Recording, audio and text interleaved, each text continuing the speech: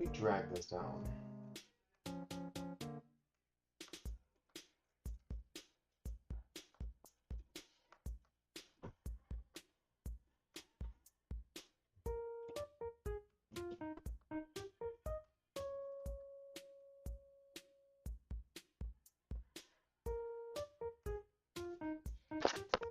The Twitch works, but I think that's it.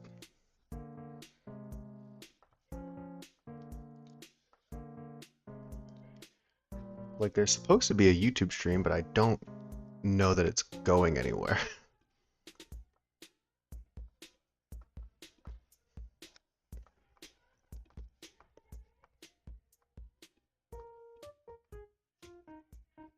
It may just not be working.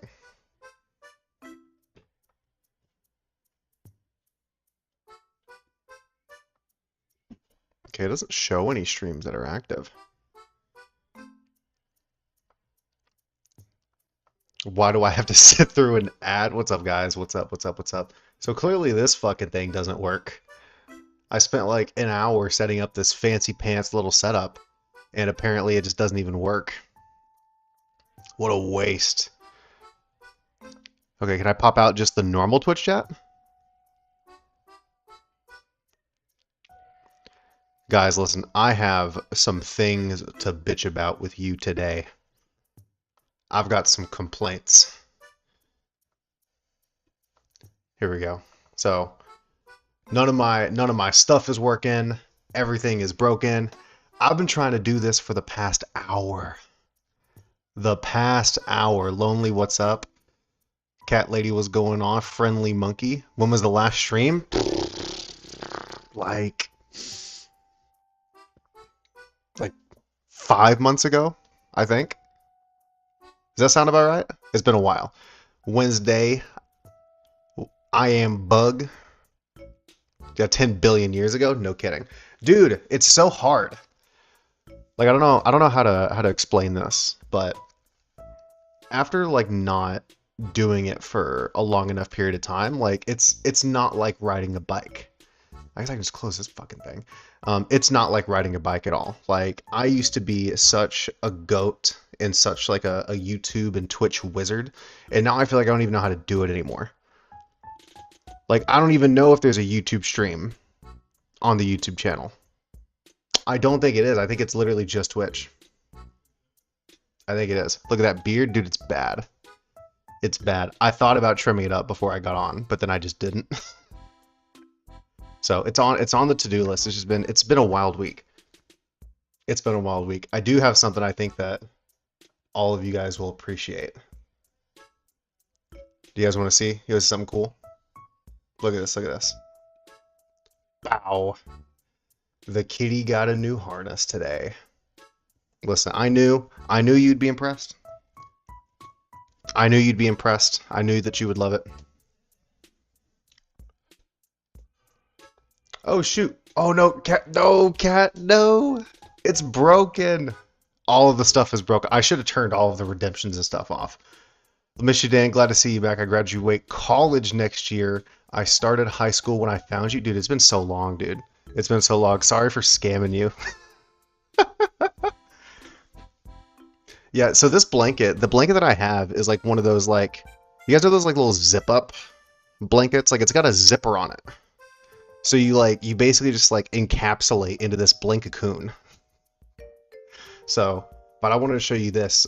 Kitty's got a new harness. That's kind of the highlight of the day. But dude, like, I have a question. Just give me like a yes or no in the chat. Like, how many of you guys have the Switch 2? Like, 1 for yes, 2 for no. How many of you guys have this fucking thing? Because I'm getting to the point where, like, I've held off on getting it for basically the whole time so far up to this point. I was 13. It's been so long. I'm sorry. Lonely, I see you coming through with the bits, Mr. fucking Universal in Springfield, my guy. I see you, bro. Okay, so Lonely's got one. Rodent's got one. Cat Lady does not got one. See, here's I got pissed off, chat, because I went I'll fix this thing up here. Also, you guys have to forgive me. I know you guys probably like hate Macs, but I'm a Mac guy, so fight me. I don't care.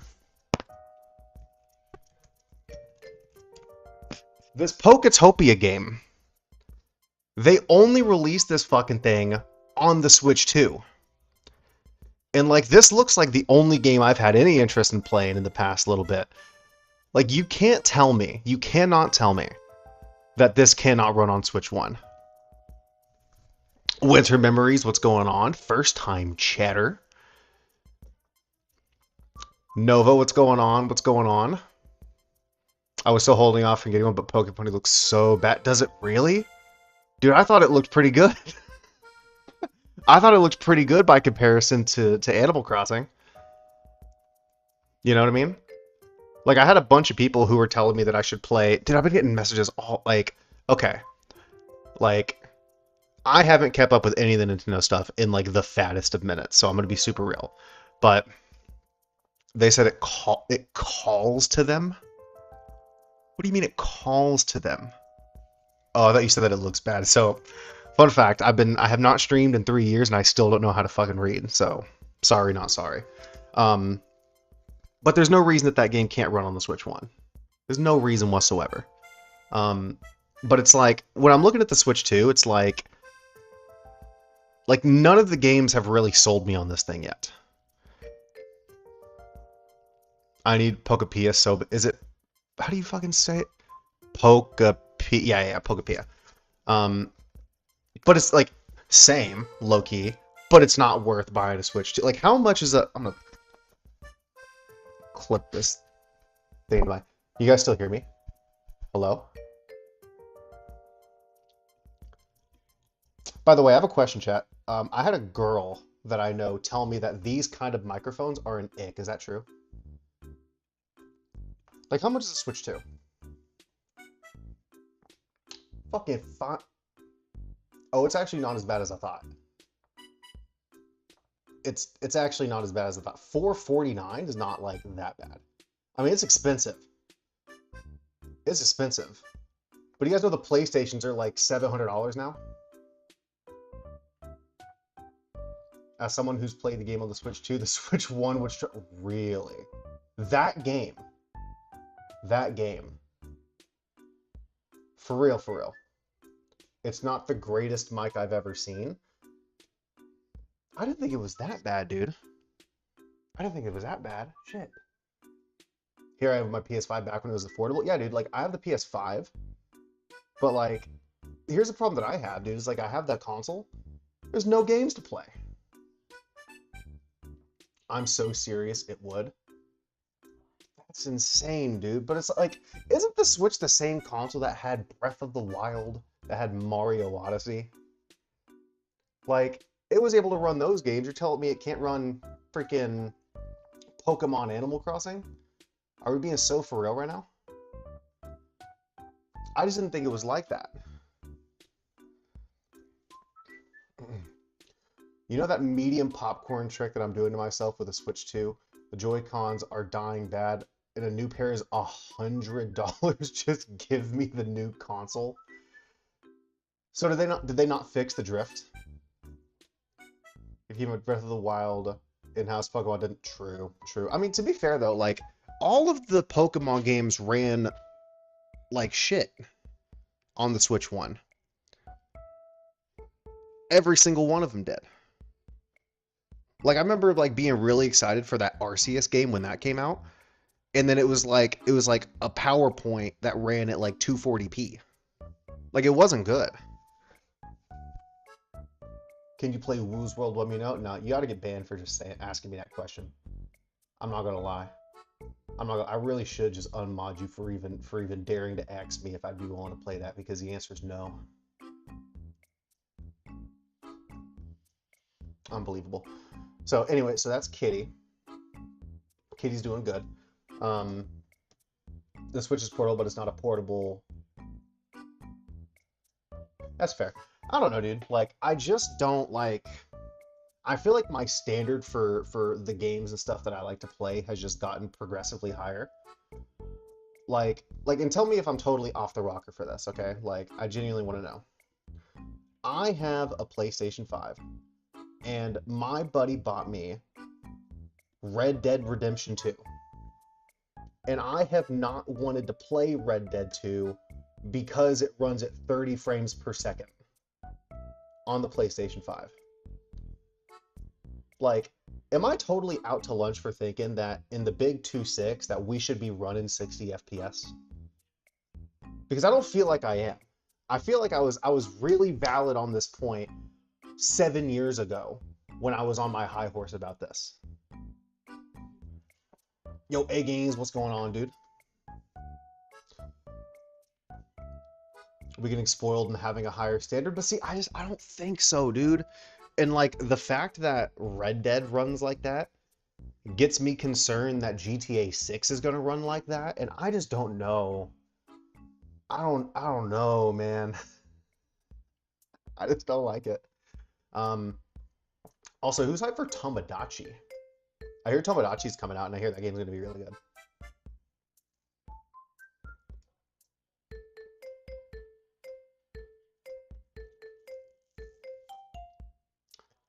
Dan, Dan talking about higher standards a few streams ago. He was drawing in MS Paint. It's still gonna happen. It's still gonna happen. Okay, listen, I have the paint ready. I have it ready. I have my iPad and my Apple Pencil. Like, we're ready. Say the word, and I'm there. Doing good. Recently pre-ordered new Tomodachi Life via digital, and it's releasing for digital tonight. Sounds sick. So, I don't know if I showed you guys this or not. Just by a yes or no, how many of you guys watched the YouTube video that I posted 3 weeks ago now and know about the incident?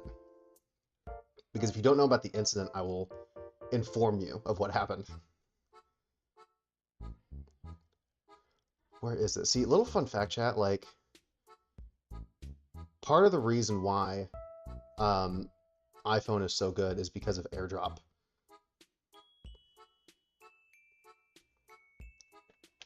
Swiping right now? Okay, well, I'll just show you. So I've had to move the incident. Yeah. This incident in particular, the one where somebody shot a fucking AK-47 into the windshield of my car in the middle of the night. Because apparently I was living in gang territory and didn't even realize. Yeah, I almost got shot. It was rough. So the point being is that, so I've been like progressively like moving my stuff out of that apartment over the past like month or so. Yeah. So clearly not all of you saw the video. But yeah, dude, there was a big shooting, or not a big shooting, but there was a shooting in my apartment, and I caught collateral damage on account of that. And so I've been trying to like move my stuff out, and I just found my Switch and stuff, but I forgot to bring it over to the new place. Dan's always been gangster. You know what I'm saying, bro. You know what I'm saying. I know, dude, it's tough. It's tough. So it's been a whole big hassle, and so um it's basically been a thing of, it's like my mother is moving, I abruptly had to move, and then it has just been, I mean, it's been a rough 30 days. I'll be super super real with you. It's been very tough, and so I'm like slowly starting to get back settled in, but I may consider Tomodachi Life.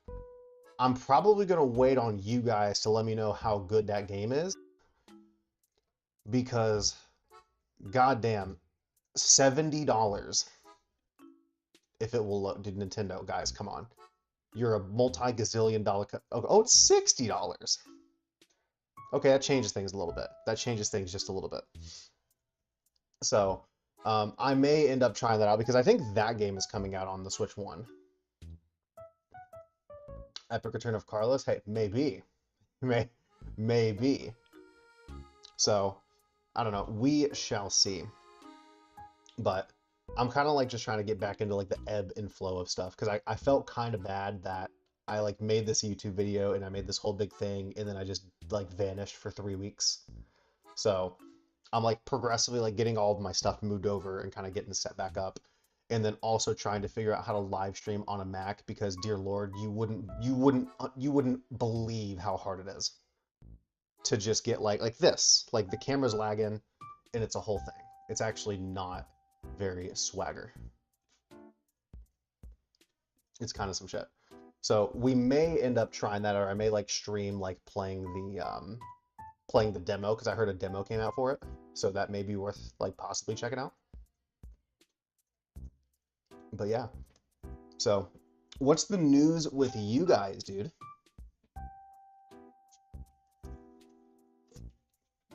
Nexi, what's going on? Nexi, I'm just gonna tell you because you're a little late to the party. Gray already made fun of me for the beard. It's gotten a little wild. Would you believe it? In the move, I lost the beard, the beard clippers. So it looks a little raggedy. I'm not gonna lie to you. So just like be aware that like I know how raggedy it looks. So it'll be okay. It'll be okay. But I may end up getting my Switch to set up because I do have a capture card in the other room that I could like bring in here and set up and like get the Switch and stuff set back up. I just like haven't done that. I found like the the dock like as I was going through all the stuff. I found like the dock and all of the cables for the Switch, but I didn't find the Switch anywhere. So I don't know if like I've just lost it somewhere. I don't know. Hopefully we can find it. And all of that kind of jazz. How do I do this? You think I look okay? Thanks. Dude, you're nicer than Gray is. Gray just like is a bully. Is the very first thing that she said. She was like, "Oh, it looks awful." Taylor, what's up? Welcome back. Good to see you. I know, dude, it's been forever. I woke up at 8 a.m. I slept in even. I've been waiting all day because I am insane. We will be rewarded for our patience. Yeah, you guys will have to let me know, like in the Discord or something, if it's any good. I'd be down to check it out. So, unfortunately, I do have some topics that I'm gonna yell at you guys about because I've got some stuff on the old noodle. We're gonna get into some juicy conversation today. How many of you guys were here for the last stream that I did where we talked about money stuff? Just by like a yes or a no. Because I actually don't plan to talk about a ton of money stuff today, but I've got some other like life related stuff that I think is kind of interesting. Had some stuff on the old noodle for the past little bit. Like I'm trying to figure out like the angle. I'm gonna try the magnet because this thing has a little magnet, and we're gonna like. I think we're good.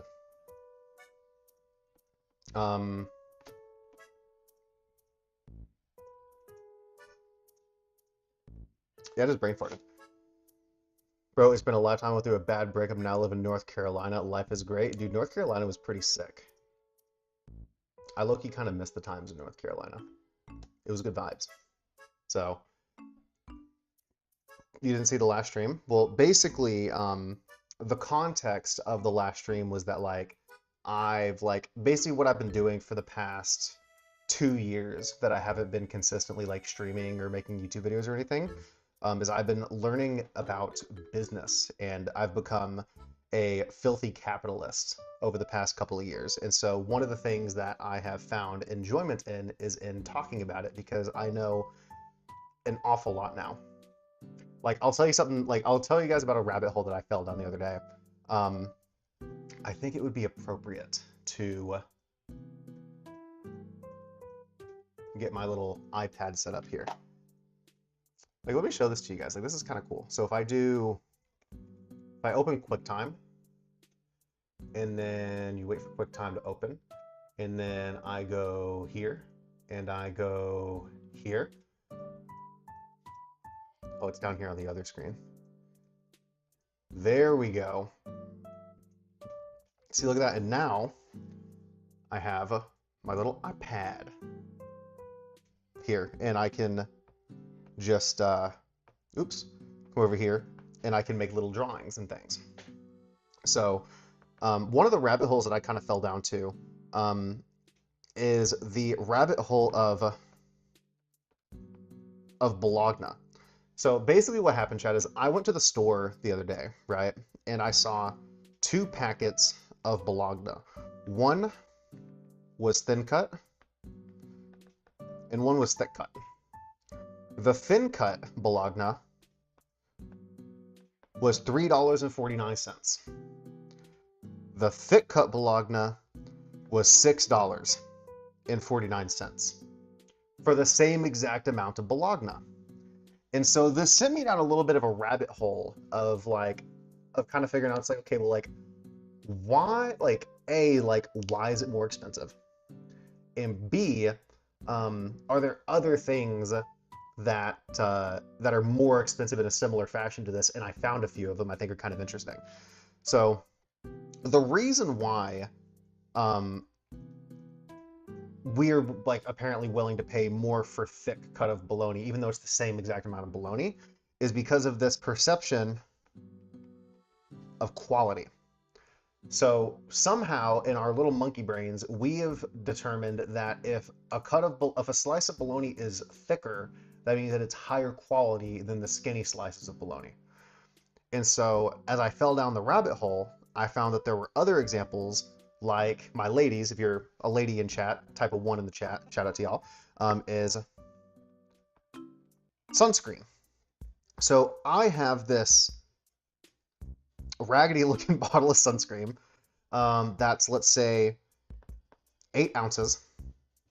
And let's say that I sell that sunscreen for $4, right? And on the other shelf, right, and this is just like normal plain Jane sunscreen. Well, over here on the other part of the shelf, I have another bottle of sunscreen that is way smaller, but is just for the face. And that is 3 ounces. And so the price for this bottle of sunscreen is $3. So I don't know quite what the math is here. I think if you run the math on this, this is like 50 cents an ounce, whereas this is $1 an ounce for effectively the same fucking bottle of sunscreen. And so I don't know how interested you guys are in this, but like being a Chloe, what's up? Chloe, did you change your username? I feel like that's not the username I remember you having. I feel like you changed it. I don't remember you being a Slytherin. I think I remembered you being something else. But I can't remember.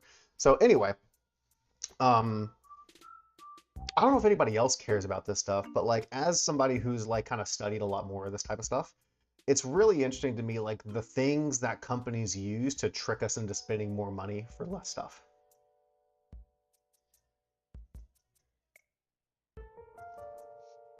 So I don't know. I don't know. The old name was your full government first and last is kind of crazy. So.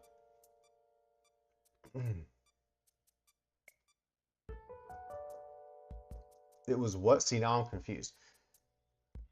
If you're referring to this, the bologna was more expensive for the same bologna, and it was double the cost per ounce of sunscreen. But I don't think you were even talking to me. So.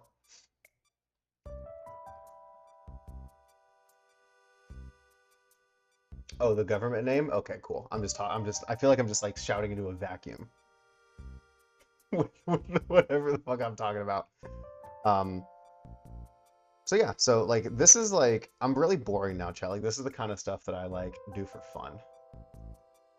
The sunscreen and the Bologna were very informative. Thank you. Thank you. Is this what it's like to be like a college teacher?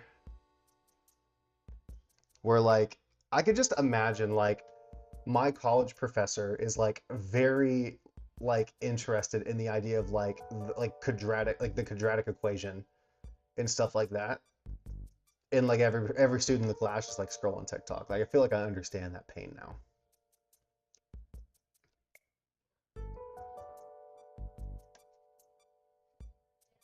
I don't know.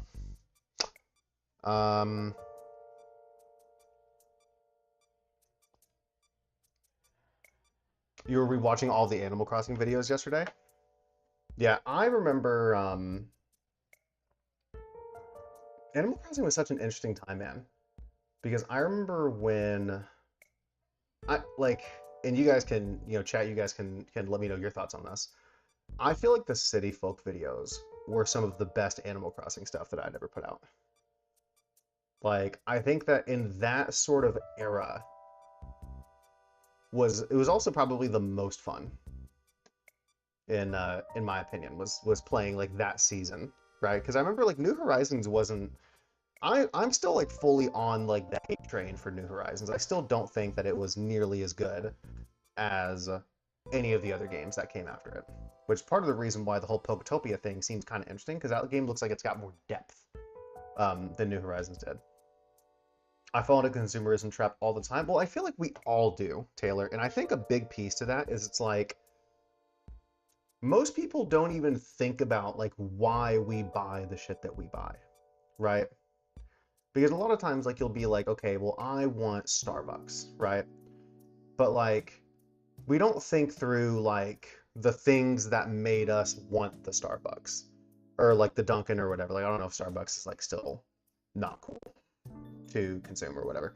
But I think a big piece of it is that like we don't think about any of this stuff. Like we just kind of mindlessly buy things and wonder why like we don't have any money left over.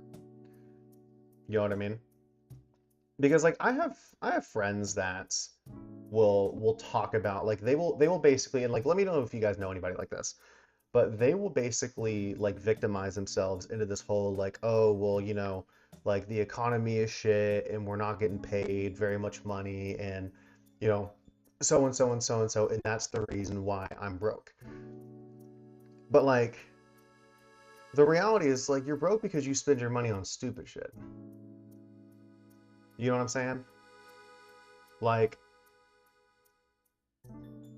you claim to not have any money, but you order DoorDash twice a day instead of like going and buying groceries at the grocery store.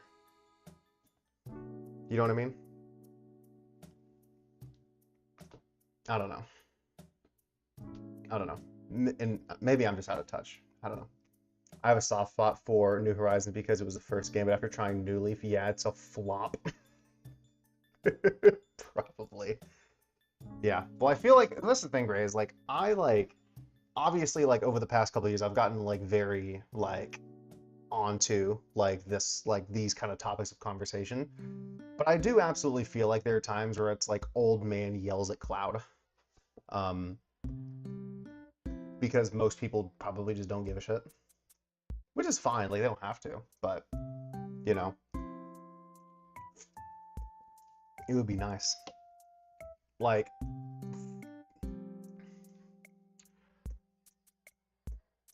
I don't know, like even little shit where like to talk through like the education system and why I think the education system is such a sham, and like logically break through like the reasons why I don't think that it's wise for like most people to go to college is really interesting to me, but would probably be very boring for the most of you.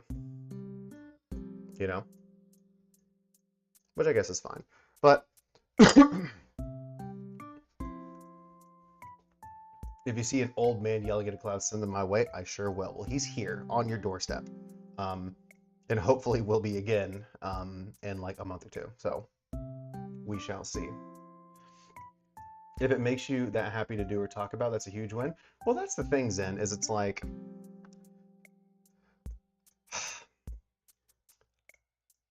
I generally feel like a lot of people are very performative in the fact of it's like, let's say for example, content creators, right?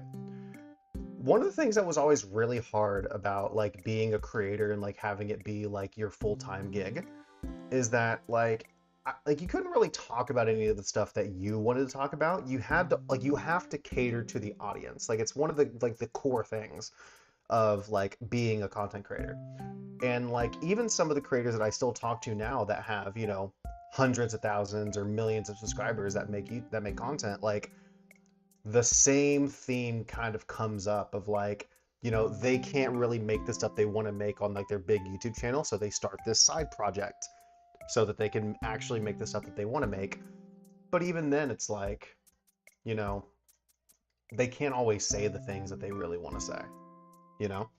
Which I guess is kind of a privilege that I have now that like I make my money through business. And so I actually don't really need to like cater to a super like specific audience. If I want to sit here and spend the next hour talking about, you know, leverage and how like the whole idea of work work harder, like is probably advice that you've seen like the billionaires in their, you know, $20,000 suits talk about. And how if you're a line cook and you work 8 hours a day and that 8 hours a day nets you $100, working harder doesn't do anything for you. And so what you need is an opportunity that has some kind of leverage. So, you know, let's say I still work these 8 hours a day, but my pay isn't tied to that 8 hours a day that I spend. Instead, I make a sale and that sale makes me $100, then at that point, I now have the ability, like working harder actually does something for you because you can work on your script, you can target your leads better, you can do higher volume, you can charge higher prices, and all of these different things you can do can take that same 8 hours that the line cook is spending and make them worth drastically more.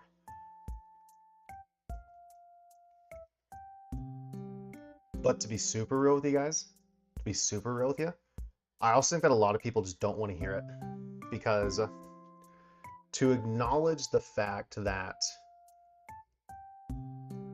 like there is better stuff out there, I think it actually breaks a lot of people's like victim mentality. So like there's a lot of people, and I'm just gonna rant to you guys at this point, I don't really care. I think there's a lot of people who have victimized themselves into a position where like they look at life like life happens to them instead of like them happening to it. And I just think it's so sad because like that frame of mind literally doesn't serve anybody. Because here's the reality, like by how many of you guys in the chat, right? Just give me like a yes or a no, right? He said to do an ad break is crazy. Sorry, Chad, I'm getting sick. Like how many of you guys wish that you made more money? Just by a yes or a no. Be honest with me for a second. Like if you had the ability to do something else that made more money, would you prefer to do that? Because what I've noticed is that a lot of people are in one of two camps, right? So like camp number one that I see people into, yes, twin, more money, please. Hell yes, yes, awesome. So like, there's a lot of conversation going on right now about, you know, livable wages and things like that. But like, what I feel like a lot of people don't realize is that what you get paid is directly proportional to like how rare the thing you can do is, right? And so for example, in scenario number one, if you drive for Amazon, right?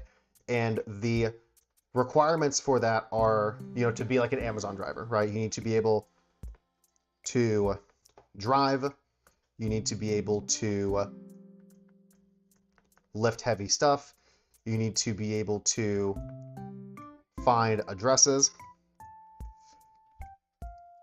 and let's say those are like the three core things, right? Do you think that there are a lot of people or very few people who can do that kind of a job? There's a lot of people who can do that job, which unfortunately means that because there is such a high supply of people who can do that kind of work, that there's a low demand of it. And so when you have all of these people who can do these things, the pay for that work goes down.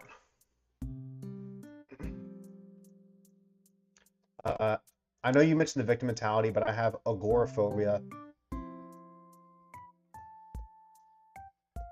I almost sound like an asshole. I thought that you said arachnophobia, and I was about...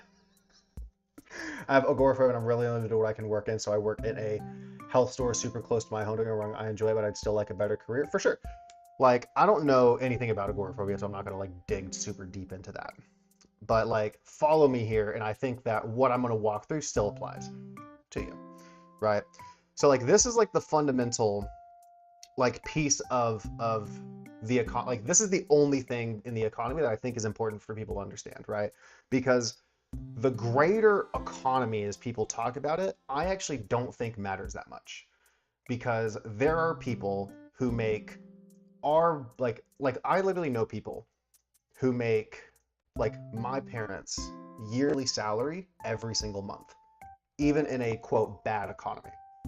And so as a result of that, like I look at it and I'm like, okay, like the economy itself is not like a primary limiter for things. But this is an important concept to understand, that if a lot of people can do a skill, it's not very valuable. Because if, let's say I'm looking for a truck driver, right? If I lose the person who drives my truck, it's very easy to get somebody who can drive a truck. And there are lots of people who will drive that truck for not very many money, right?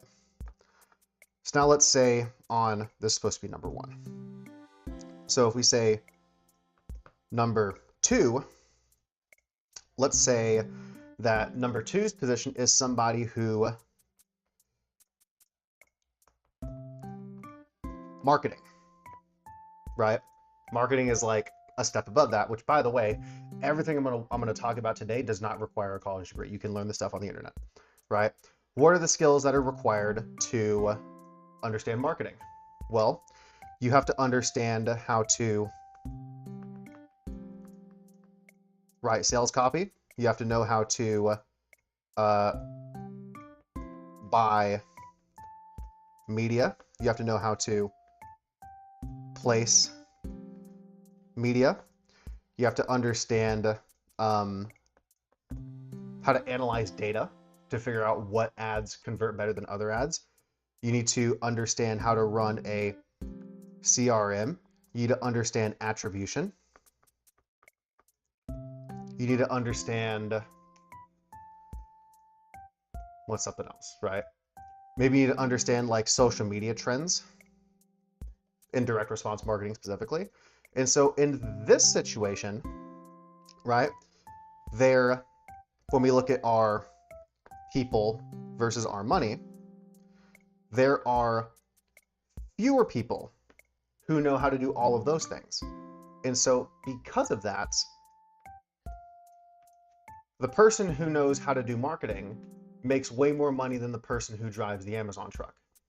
Yeah, consumer side, like, so all of these different things, and like all of these things I just talked about are kind of like chunked up skills. So like knowing how to buy media basically means like, do you know like how to set proper placements? Do you know the difference between having, if we're just talking like Facebook, understanding like the difference between performance and ads that are static images, that are videos in the Reels feed, that are in carousel, that are in like Instagram versus Facebook versus Threads.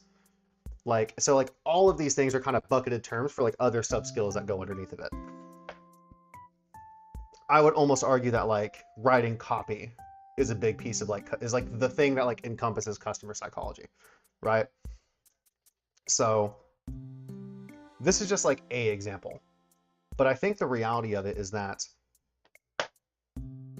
the reason why people don't make as much money as they want to is not because like the economy is bad or that people are trying to keep you down. It's that you don't have a skill set that's worth very much.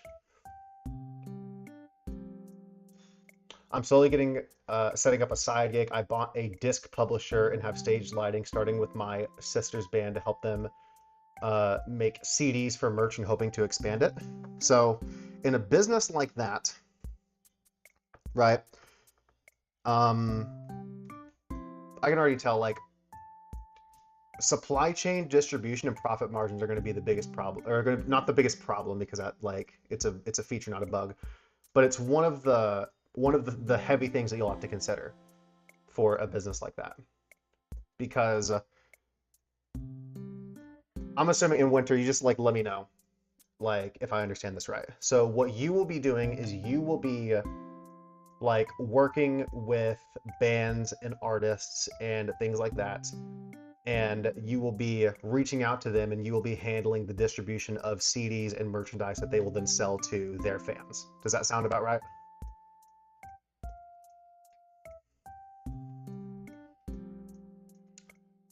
Alaric, what is up? Welcome to my my economics class.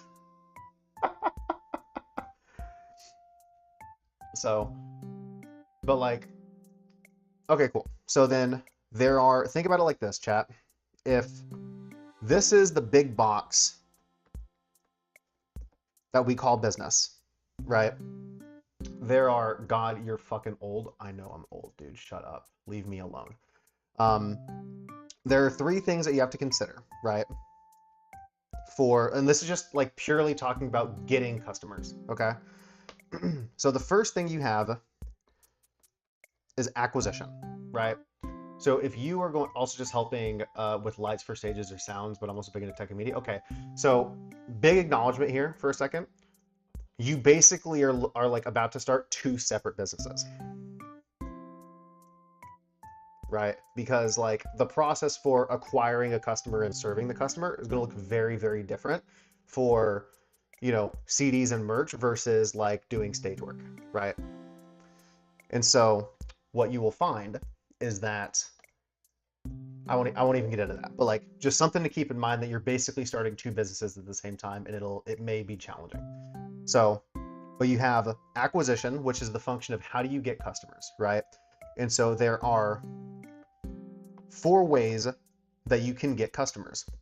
You can make content, you can run ads on like Facebook, Instagram, TikTok, YouTube, Google, whatever. You can do warm outreach, which is directly reaching out to people that you know. So this is like be thinking, let me see. I'll look at that later. So that's like think that if you know somebody who's in a band, you reach out to them and offer the service. And then you have cold outreach, which would be like cold calling, cold email. So basically like direct correspondence to people that you don't know.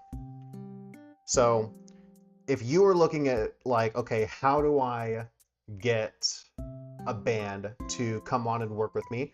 These are the only four things you can do to get them, right? And so acquisition is like big piece number one that you would need to know for a business. Component number two to that is pricing.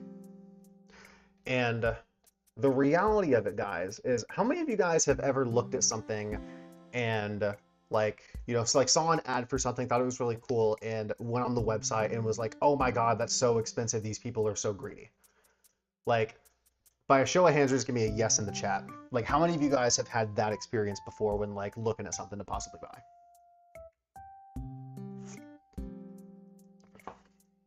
Because if you have, the reality is that they may not be greedy at all, right? It really just comes down to the economics. So, and I'll kind of walk you through this real quick. So imagine for a second that I run an ad on TikTok, right? So I run a TikTok ad, and let's say that for me to get a click, so to get somebody to click on my thing, costs me, let's say, $1, okay? And out of it takes me 100 clicks to get somebody to buy something. So what that means is that if it costs me $1 to get someone to click my link, and 1 out of every 100 people who click buys my thing, that means that for me to get somebody to spend money costs me $100. Okay? And so let me ask you guys this, just give me a yes or a no. If it costs me $100 to get something to buy something, and my product is $100, do you guys think I'm going to make any money? Probably not, right? Like, you're probably just going to like break even fully on the front end. And so if we run this thing back and maybe clean this thing up a little bit. Oops, that's not what I wanted. So you effectively lose money on economics like this, right? And so in the business, as we call it, whenever I work with a company, I like to have a LTV to CAC ratio, which don't get confused by these terms. So the CAC is just my cost to acquire a customer, and LTV is just how much money do I make from that customer. Okay? I want for that ratio to be at least 5-to-1, meaning that if I spend money to get a customer, I want to make at least 5 times what it costs me to get them. And so in this example, in order for me to meet that ratio so that I can afford to make my money back on the ads, so I can afford to pay my employees, so I can afford to pay rent, so I can pay for all of the software that those employees use, all of the gear or the computers or all of the things that they use, I would need to charge at least $500 in order to make that work. Now, when you break it down like this, at least in my opinion, expensive stuff doesn't feel like greed anymore. And I think this is one of the things that, like, from the people that I see on social media where, like, people, swear up and down and sideways about, pay people livable wages, right? The immediate cost of, like, if you pay people more, things will get more expensive, is something that I don't think a lot of people think a lot about. And so the reality is that if a law passes where I now have to pay my employees way more money, and as a result of that, my cost of getting a customer doubles to $200, well, I may still make a little bit of money on this, but I'm going to lose money after I go through and, pay all of like the additional wages and all that sort of stuff. And so in order to not lose my shirt, I now have to go from $500 to, I guess in this case, I'd have to go to $1,000 for that to work.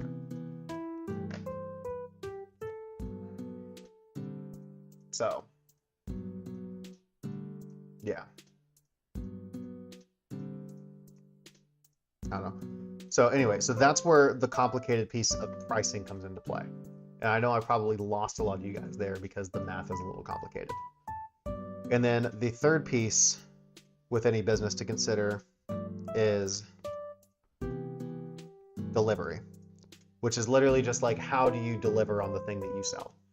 And so in your case, Winters, it would be very much like, in terms of like the tech side, it would be you physically going out, setting up this stuff, running the equipment for the show, and then tearing it down at the end. For your CD and merch business, that would be you finding a supplier for the merch and for the CDs, the work of burning them, of creating the labels, of the art for the case, of sealing and shrink wrapping them. And then if you do distribution, then it's a whole different thing there. Holy shit, it's the man. Have you been streaming regularly? And I've not been paying attention. This is the first one. This is the first one in a while, man. This is the first one in a while. And I don't know how popular this stream is because it's basically been a big economics class for for the past hour or so. So, um,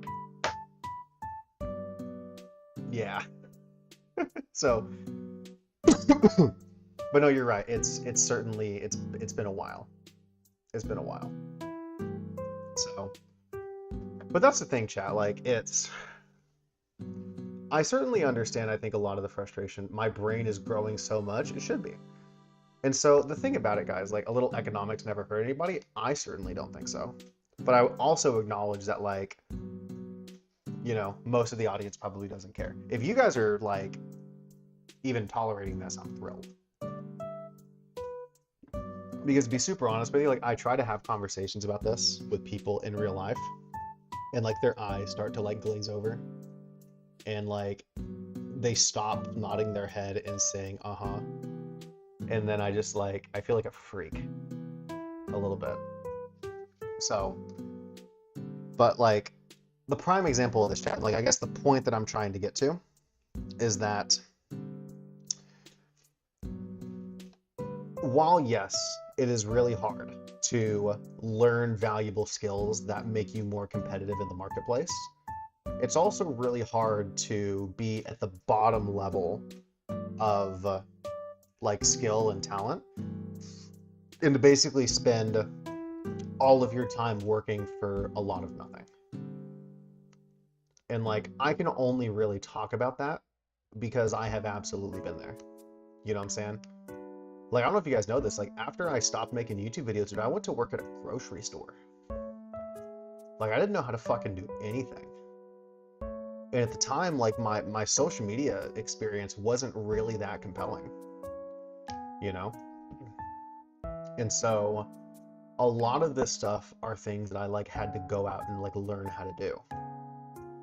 And it's so much to the point now where I've been in this world for so long and have generated literally millions of dollars with this whole marketing thing,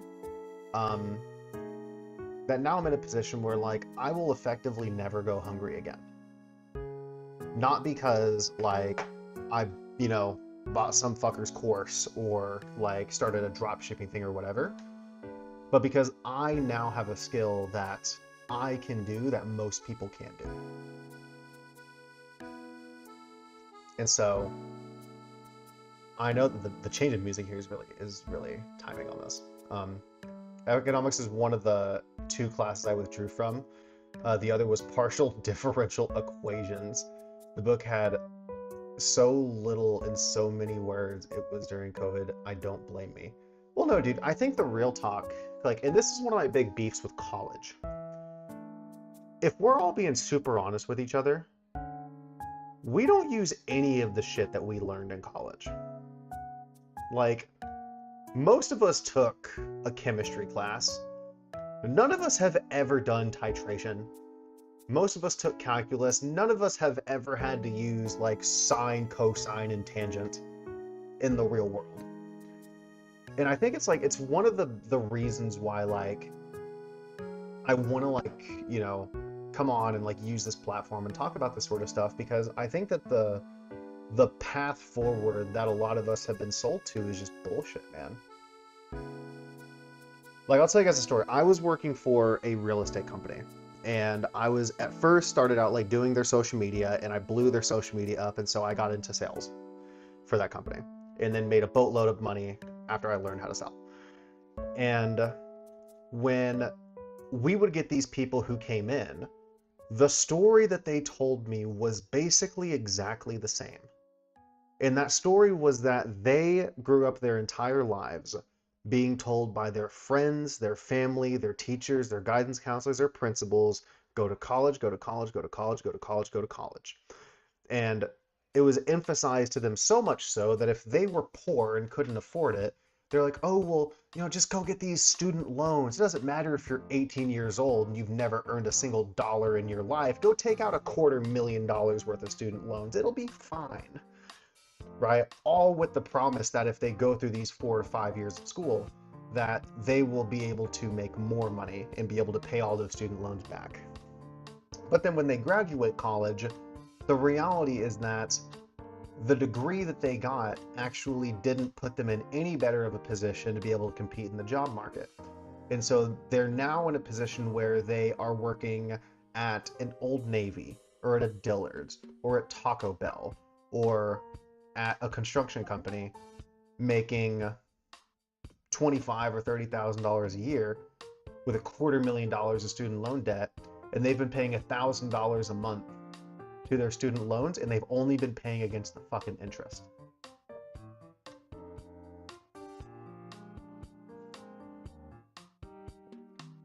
And I heard that story probably 100 times.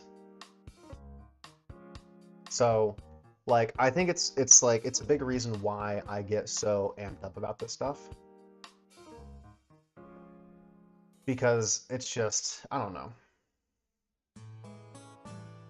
I think we've looped back around in our Animal Crossing music chat. Look at us go. Oh yeah, we've definitely looped back around.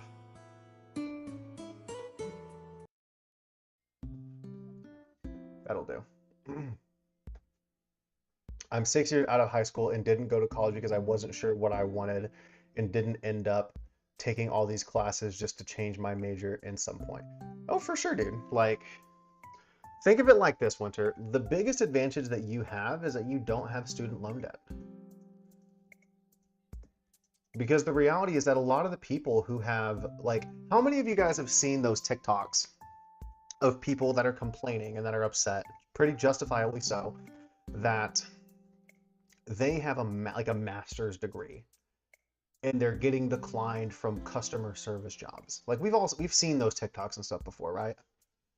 So, like, the reality of it, Winter, is like you're actually in a much better position than many of the college goers did, because you managed to avoid going into debt and spending all of this time. But they also didn't get the boost in like their ability to get a high paying job that they thought they were going to get. So I would look at that as like a huge net win. Like, you have such an advantage over so many people because you made that decision to not go to college.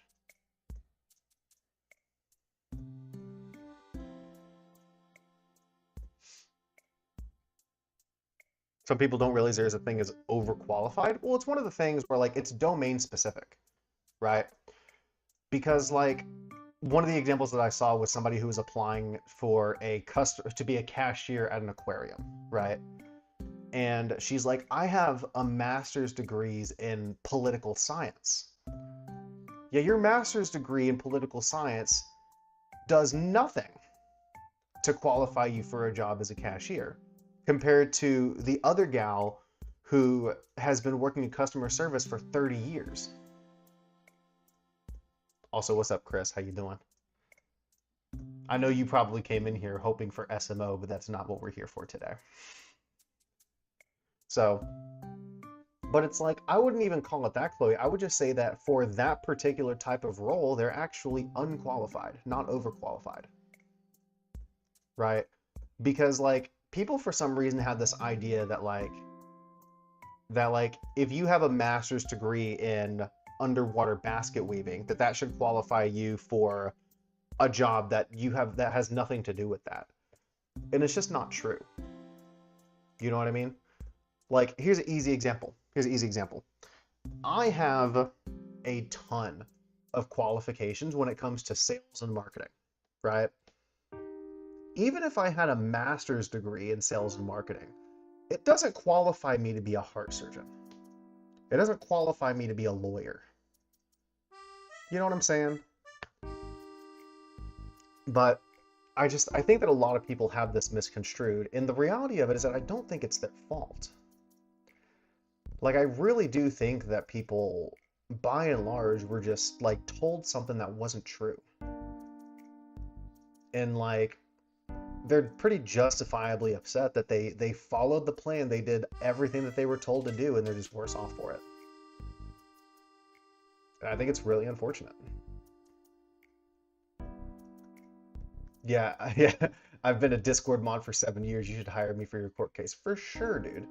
100%. But it's like, it's domain specific in terms of like what you're qualified for. And I also think that like experience is worth so much more than a piece of paper in the real world. Chloe says, I remember when my boss was hiring and so many people were writing about their degrees in like sports and health science in our health shop. And he was saying if somebody has a degree, it's not someone who will be with us for a long time, even though they would be knowledgeable in wealth. Well, that's a whole other piece to it too. I think that actually comes down a lot more to the company, because the real is that if you're able to get into the door, you actually play at a disadvantage if you stay at a company for a long time. Because, for example, if I work for the same company for 10 years, right? I'll actually draw this out for you, right? So if this is me, and I'm very happy, and I have been working at this company for 10 years, right? And when I started, I made 30 grand a year. After those 10 years, maybe I have made, I don't know, if you're lucky, like 70 or 80K a year after those 10 years for staying in. Oh, my thing stopped responding. Hold on, chat. I don't know why my thing is not. Oh, there it goes. You can see now. There we go. Right. And so staying in a job for 10 years only netted you $40,000 in additional income, right? But now imagine scenario 2, you have this person and they work somewhere for 2 years. Let's say they start at that same 30K and they work somewhere for 2 years. The next job that they do, they get 50 and they work there for 2 years and then move to another job and then make 70 and then work for another 2 years and now they make 100 and they work there for another 2 years and they make 130K. And so the reality of it is that for the employee, it's actually more advantageous to job hop, if you will. So for the company, like there's a quote that I really like from a gal named Layla Hormozi. And she says, as like a company, the vision for your company needs to be so big that other people's dreams can fit inside of it. Because you want to have mercenaries, you want to have missionaries, not mercenaries. I'm gonna scroll back up and read some of these because I know some of you guys have been talking about this. I've seen a lot of places give higher pay to new employees while barely giving current ones a small raise, and they end up being less than new hire. For sure, dude, that happens all the time. You know, a part of that, I think, is the fact that most employees are really bad about asking for pay increases. I think that's like thing number one. Because like what they pay new people changes all the time. Like the job market essentially forces them to increase what they pay people because they have to remain competitive to acquire new talent. And then on the other side of things, like if you worked for me, Winter, and you've worked for me for 5 years for $30,000 a year, and you have said nothing about it, and you will continue to work for $30,000 a year, why would I, as the company, willingly offer you more money for the same work? You know what I'm saying? So like it's complicated. So I think like there's a piece to that there that like as an employee, if you want to stay with that company, like you need to like make the ask and like plead your case to get paid more by that company, because otherwise it won't happen. Depends on what you want and what you like. I used Calc in January to do some stuff with Peggle. I'm planning to apply to PhD programs in September because I love math and want to add to the field. I ultimately majored in math because I love it, and I was a math teacher, hated it because teaching is a management position. Then again, I don't have debt. If I could tutor college students while doing independent research, that would be a dream. So I think that there's like a big delineation there, 3 points, and I think you actually bring up a really good point. and I want to like really preface this, right? For a lot of people, money does not equal happy. Like real shit. For many of you guys, making more money would not actually make you happier. It would get rid of some of the problems that you have. Like money solves money problems, and then you are then still left with problems that money doesn't solve, and are also left with new problems that money causes. But for many of you guys, like running a business and playing the money game would not fulfill you. And I think that that's fine. Like, I'm not here to say that, like, you know, you should go and become a filthy capitalist like me. That's not what I'm getting at. But like, if you were able to maintain a steady job at 60K a year, and every day you get to help young people to like learn the thing that you are really, really passionate about, I would say great. Do that. Because at the end of the day, like, you may have a happier and more fulfilling life than I do as the person who chases and will eventually make a lot of money. Where I think things get to be a little bit hairy is people who are like, I think it's people who think that they should have both, right? So like there's a concept that we talk about in like relationships, right? And I think this is like a huge fallacy that comes up with relationships, is that what you have and what you want, right? Acknowledging that one is the cost of the other. If you, to get the thing that you want, you have to sacrifice what you have.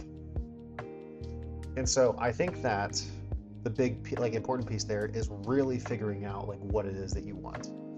So for you, Free Points, like if what that looks like for you is like, hey, I get to spend all day teaching math to people who want to learn about math, and that's what I can see myself happily spending 8 hours a day and 40 hours a week doing, sick.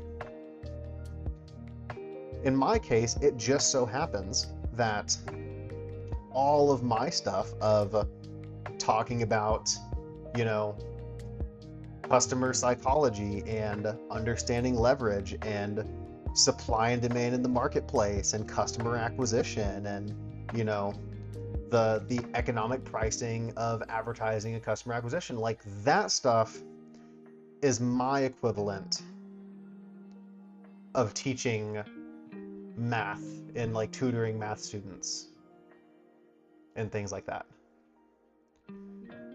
You know what I mean? And so I think that for a big piece of you guys, like a huge component to what would make your lives better is figuring out like what would I be happy spending all of my time doing? Because for a lot of you guys, like there's something that you guys already do in your daily lives that you would happily just do for free. And so my question to all of you guys in chat, and I challenge you to respond back with this, because I don't know how many of you guys we still have, probably like 5 of you if I had to guess, but we're gonna find out real quick. What is that thing? And if we had to, like, for the sake of this exercise, I want us to just totally unmarry it from money, right? So the question then becomes, if money were no object. Oh, there's more of you guys still here. Shout out to you guys for fucking riding with me. Appreciate y'all. My question is, if money were no object, what would you spend your time doing? Because for me, dudes, this. I love this shit. Like, I don't know if you guys can tell from the way that I talk about this stuff, but dude, all of this gets me going. Like, it gets me going. Like, I would happily sit here and talk about this stuff for free. I mean, for Christ's sake, I've been doing it for the past hour. You know what I mean? So, I don't know. I just know that there's a lot of people who claim to be really unhappy. And I think that if folks could figure out first, like, what are the things that they would really enjoy spending all their time doing, and then figuring out how to take that and make that a way to support yourselves, like, I think that that's a way easier problem to solve for. Oop. Let's see. So Winter says that it's working on stage lighting and creating light displays. So for your example, Winter, right? If we're doing like stage lights, there's tons of different ways that you could monetize something like that, right? So, and by the way, I'm just gonna throw this out there. Like, I don't know how many of you guys are like anti-courses and anti-whatever, but like we're gonna throw that out for the sake of this conversation, and we will circle back around to why I actually don't have beef with people who sell courses. So the first thing you could do is that you could teach other people how to do it, and people would pay you to learn that skill.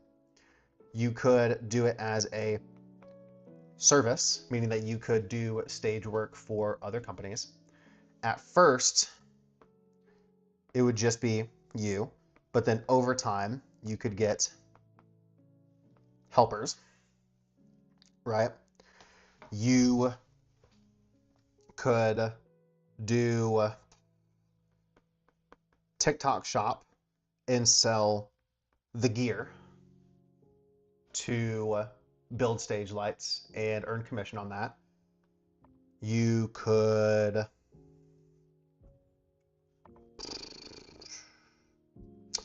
sell a digital product, like a digital guide of the best ways to do stage lighting. So if you're like, okay, this is you know, five, like a PDF or whatever, that's like 5 easy, rigging configurations for stage lights, right? So like, boom, that's like 5 different angles that you could take to turn the thing that you really enjoy and are really like passionate about and go figure out how to make money, right? Nexi, I know that you were talking about like drawing and art, and there's a ton of avenues that you could do there. Little fun fact about the art thing is that over time, and I feel like this is something that artists actually don't realize nearly enough, is that the value of human art is going to just go way, way up in the age of AI. Because I think what will happen is that AI will make like certain kinds of art accessible to people who would not have had the money to do it. And then what will actually happen is that art will be valued more by a certain demographic of people because it was made by a human.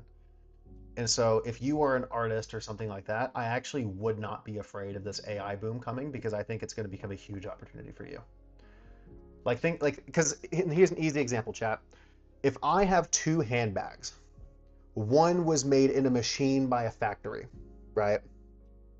And the other one was handmade, right? Like hand stitched, hand sewn, hand cut, like they hand cut the leather, all that stuff. True or false, the handmade bag made by a human is more valuable than the one that was made in a factory by a machine. I think that same dynamic is going to happen with art. And so if you are an artist, I would not be afraid of the AI thing. I think it's just going to make your human art far more valuable. So you can make and sell art specifically for, like as like with the selling point of like, hey, it is human and not made of AI. You could, again, teach people how to do art. You can make a YouTube channel about art and monetize through that content. You could open an art studio and do in-person classes. You could commission work for,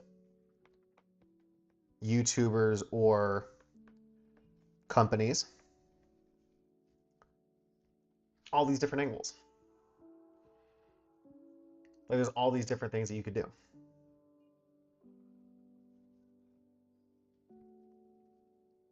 So the point being though, if we can tell the difference, if we can tell the difference in the one and one the human made will last longer, yes. See, I actually don't think it has anything to do with like whether or not it'll last longer. Because again, the handbag made by a machine will last just as long, if not longer, than the handbag made by a human.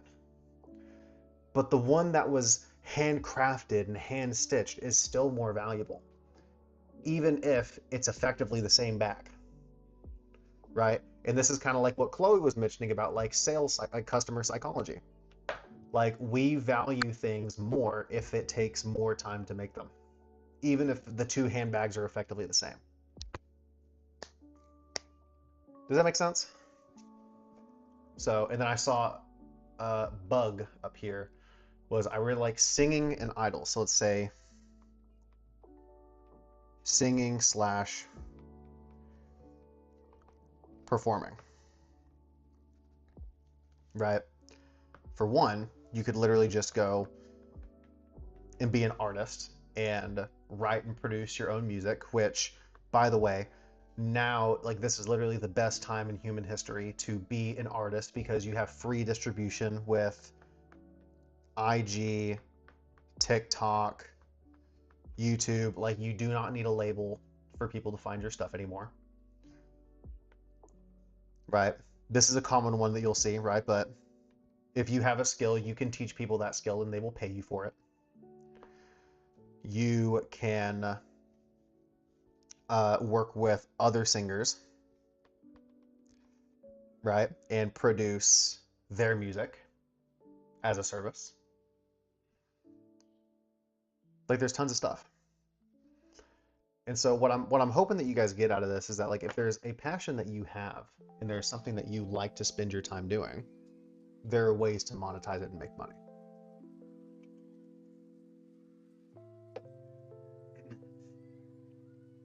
Does that make sense? Yeah, Twitter arts for sure. You know? Like, and like think about it like this, guys. The thing that I liked doing was playing video games. Like that was the thing that I liked to do, as I liked to play video games. So what did I do? I made content. I did live streams where people would donate to me. I sold merchandise that people spent money and bought.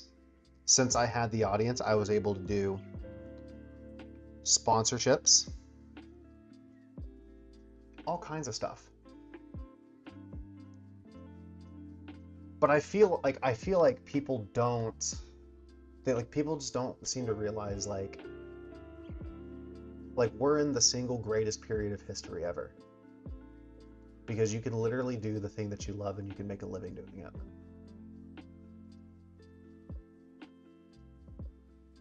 Like I hope that that's inspiring to some of you here.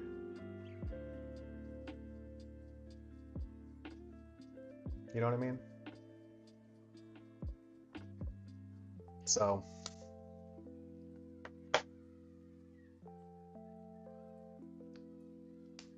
well, yeah, no, and I think that that's a prime example of like I was a fool. Like, you know, had I have had a little bit more sense in my head, I would have probably sold like makeup palettes instead, and that probably would have worked way better. Um, so, but like with everything else, like there's levels to the game. No, let me tell you something, man. And like Nexie, this is a point that I told somebody recently, and it just drives the point home. When I started like making YouTube videos, I was living with my dad at the time, and I was going to college and working on my YouTube channel and doing all this sort of stuff. And he came to me one day and said, "Hey, I think that this YouTube thing is a waste of your time. I think that um, you need to be working and not doing this YouTube thing. And you can either go and get a job or you can get out of my house. Because this is a pipe dream and you will never make it work.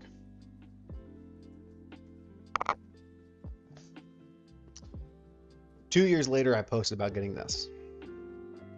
And he was in the comments congratulating me like he was supportive. And so the big takeaway from that story is that any cool thing that I have done, whether it was making a YouTube channel that was successful or learning how to market and sell and do $1 million in sales or anything, there were people in my life who claimed to care about me, that sat there and told me that like, oh, like be realistic, like that doesn't work, like things like that don't happen for people like us. Type of one in the chat if you've ever heard somebody say that to you. But the reality of it is that like they have no idea what you're capable of. You know? And so like who are they to draw the line in the sand of what you can and cannot accomplish? Like who the fuck are they?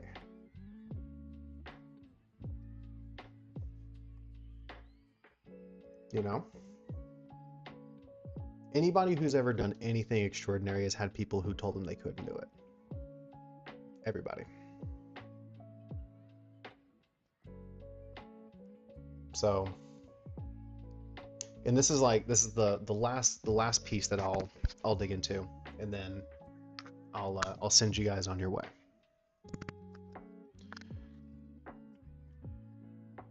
Like, I think there's a ton of delay in the chat because you guys are just now typing your ones. Yeah, literally, like tell them to eat shit. It doesn't matter, because here's the real is that in 100 years from now, like you, me, and everybody else who lives on this planet will be dead. And we will all be wiped off the planet and we'll be replaced by new people who have their own hopes, their own dreams, their own ambitions, whatever. And so in a short 100 years, guys, like all of those people who are making fun of you for drawing on your phone or telling you that like you're crazy for trying to be a singer or calling your YouTube channel cringe, like in 100 years, those people are going to be fucking gone and they're not going to matter. And so if they're not going to matter then, why do we let it matter now? It doesn't. And they don't matter. So do what you want and go get what you want. Because at the end of the day, like I walk through here, the life that you want will cost you the life that you have. And there's literally nothing to lose.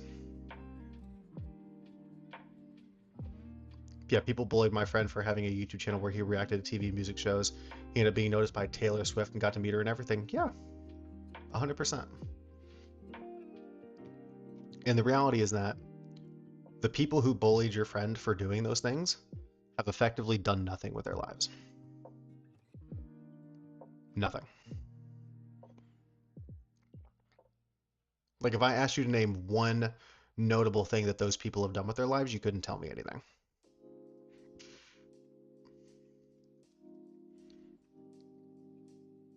So that is all that I've got for you today.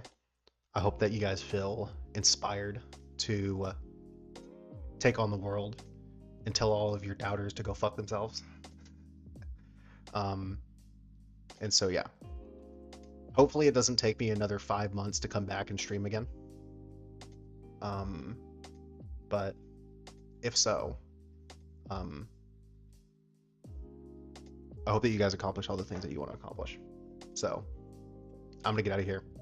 and I'll see you guys later. Take it easy.